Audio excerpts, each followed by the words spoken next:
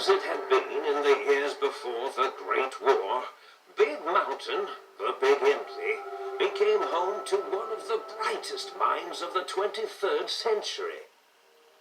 The courier watched over the Big Empty for years to come, caring for it and keeping its discoveries safe until they were needed to help others. Which had always been Big Mountain's purpose. Past the laboratories and science, it had always been intended as a place to build the future of all mankind. The Sync Central Intelligence Unit was impressed by the amount of exploration the courier had undertaken. Facilities believed lost, destroyed, or ones that had simply gotten up and walked to new locations had been rediscovered by its intrepid new master. Internally, the artificial personality debated as to whether it preferred the old management to the new, and concluded that the courier's thorough approach to research and investigation was admirable and worthy of its respect. Dr. Mobius continued his research undisturbed in the Forbidden Zone. As much as he had attempted to create better scorpions, he tried the same with humanity, with considerably less success. These failures didn't bother him overmuch. Once the rush of mentats wore off, he forgot he had failed in any event. After all, the bright young mind who had come to visit him in the Forbidden Zone had already exceeded his expectations. The Sync atop the dome bustled with the voices of a small town, constantly chirping, arguing, and snarling at each other. Still, this all happened productively in the interests of its new owner. The Sync Central Intelligence Unit discovered, despite its inversion code, it was comforted by the sense of community the other personalities gave it. The Biological Research Station, obsessed with seeding everything in sight, requested a transfer to the X-22 Botanical Garden, so that it might, in its own words, sensually fertilize the garden's smooth contours.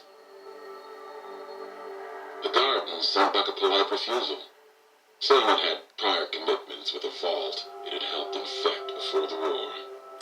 The book-chute continued to devour all seditious materials until it nearly choked on a paperclip. It adamantly maintained it was a Chinese paperclip, and the whole thing had been an elaborately orchestrated assassination attempt. Whatever the reason, it slowed down for a while, carefully appraising each document and clipboard that came to it. The light switches continued to bicker and flicker. This persisted until the day someone dropped a flashlight in the sink, and the two of them united in their hatred of the showboat. One of them eventually transferred to the Lightwave Dynamics plant and began a long, unrequited affair with one of the holograms. The Sync continued to ruthlessly scrub any particulate matter that came near it. Eventually, it gained access to the magnetohydraulics plant and nearly flooded all of the Big Empty in an attempt to scrub the crater clean. Once it learned of the innovative toxins plant, however, it gained new purpose.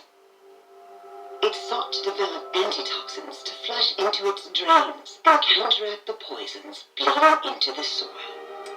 The toaster continued its psychotic spree, reducing all appliances in range to scrap electronics and spare parts. After one of its more psychotic episodes, however, the other Sync personalities decided enough was enough and dumped the toaster in a bathtub. Sparking and hissing, the toaster swore its enemies would rue the day when they had bread and no way to toast it. Muggy did his best to collect coffee cups, although in his quest, he accidentally trapped himself in Higgs Village. It might have been the end for poor Muggy, except he found it peaceful there, tidying up the kitchens of the think tank professors back when they had been flesh and bone. Well, except for Dr. O, who was an asshole for having created Muggy in the first place. Muggy left O's house deliberately dirty, punishing the dishes and cups that lived there in blind exchange for surfing. Dr. O. Blind Howard Jefferson, with sounds the courier brought him, created a symphonic counter-frequency that saved Big Mountain from sonic invasion in 2910. If you didn't hear about it, good.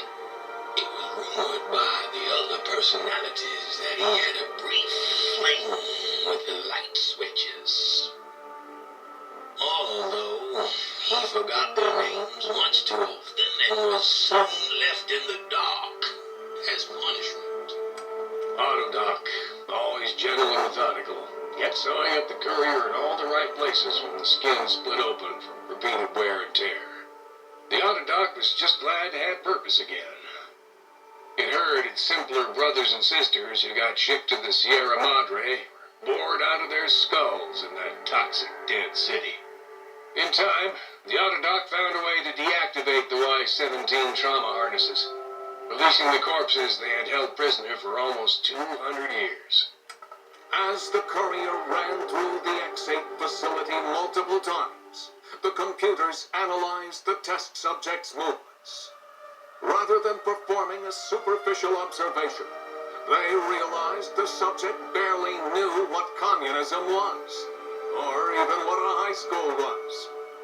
This confused them for a time, until the facility finally realized that its research had succeeded. So it let its cyber dogs out into the wastes to help protect small communities from physical aggression rather than communist propaganda. The infiltration program in X-13 felt spent, having repeatedly upgraded the stealth suit until it could upgrade it no more. It felt worn, fulfilled, and a bit sluggish. It realized not long after the stealth suit had left it without so much as a note on the nightstand. So the infiltration program sent out robo-brains into the wastes, looking for its wayward technology. It eventually found Retcon HQ and set up a new research center, testing and murdering fiends who kept breaking into the facility.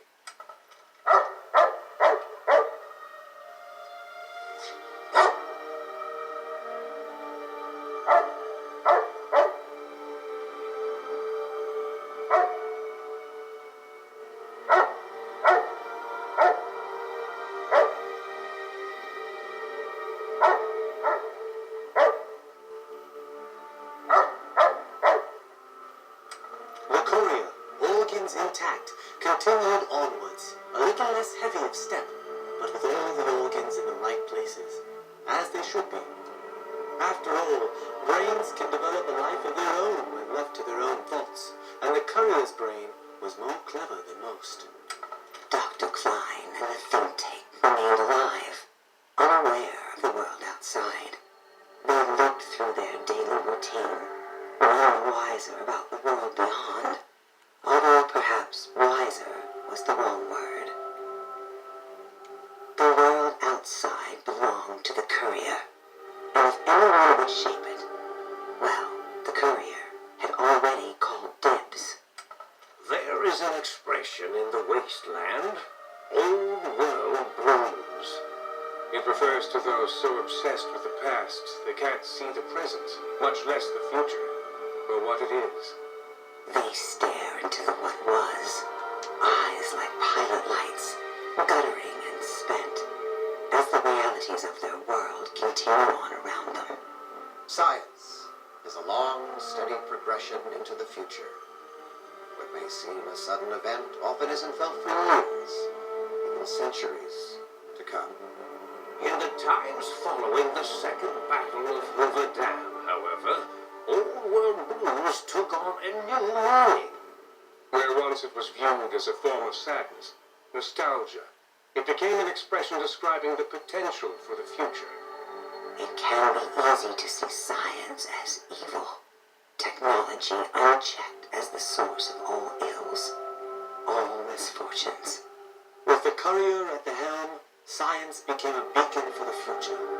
There was old world blues, and new world hope, and hope ruled the day that could say more, but the stories in the Big Empty speak for themselves. Now armed with the transportal ponder, the courier could return to the dome at any time and crack open the secrets of the Big Empty one by one.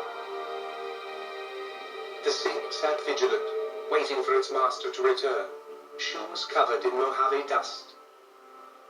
Only one road yet remained, and it was one the courier had to walk alone.